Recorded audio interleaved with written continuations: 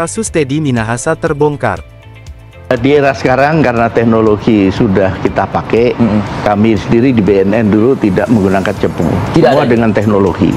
Karena cepu itu motivasinya macam-macam, intinya uang, ya, ingin reward kalau berhasil, ataupun jangan-jangan dia main dua kaki, jadi dia hantam sindikat lain, informasinya dikasih ke polisi, sindikat dia lindungi. Dia bawa Teddy Minahasa ke lokasi lain, ternyata ada lokasi lain yang ternyata sedang beroperasi. Betul. Jadi kalau kita tarik ke tataran lebih luas, memang persoalan induknya adalah seberapa jauh sesungguhnya kita bisa meyakini pernyataankah itu, keterangan saksikah itu, atau pengakuan baik dari saksi maupun terdakwa di ruang persidangan ini.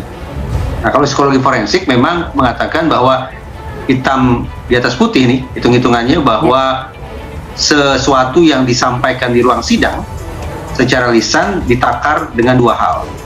Pertama, keutuhan informasinya, dan yang kedua, keakuratan informasinya.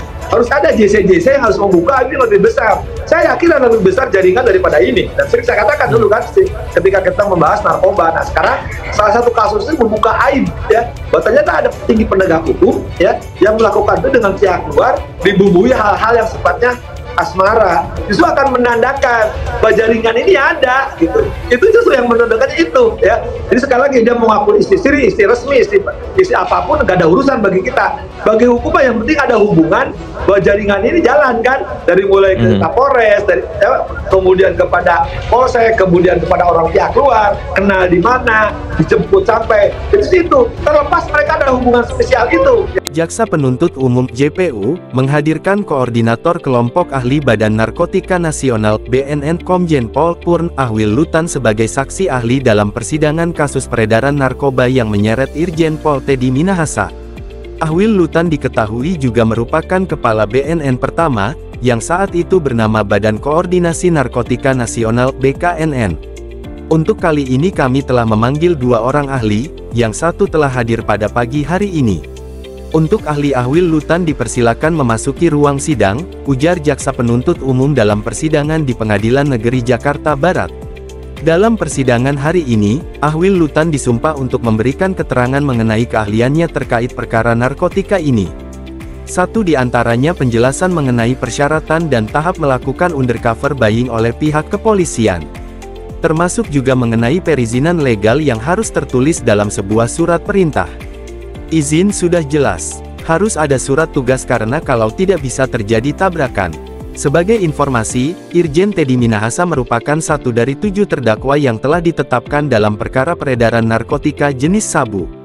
6 terdakwa lainnya ialah AKBP Dodi Prawira Negara, Kompol Kasranto, Aibtu Janto Parluhutan Situmorang, Linda Pujiastuti, Syamsul Marif, dan Muhammad Nasir.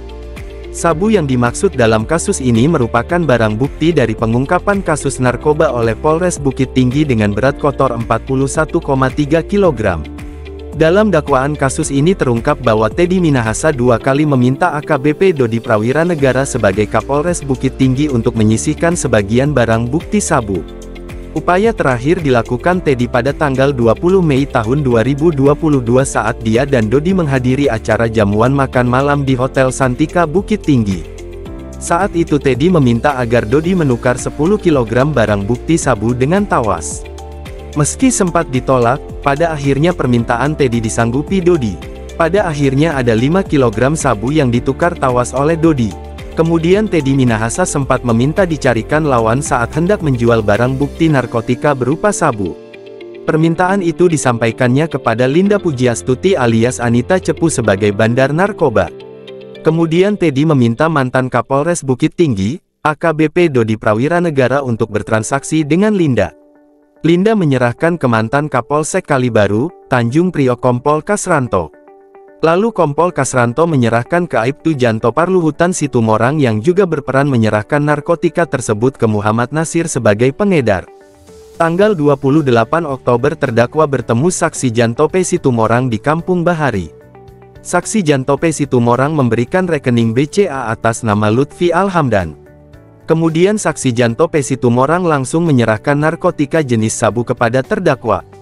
Akibat perbuatannya, Para terdakwa dijerat pasal 114 ayat 2 Undang-Undang Republik Indonesia Nomor 35 Tahun 2009 tentang narkotika junto pasal 55 ayat 1 pertama Kitab Undang-Undang Hukum Pidana Subsidiar pasal 112 ayat 2 Undang-Undang Republik Indonesia Nomor 35 Tahun 2009 tentang narkotika junto pasal 55 ayat 1 pertama Kitab Undang-Undang Hukum Pidana.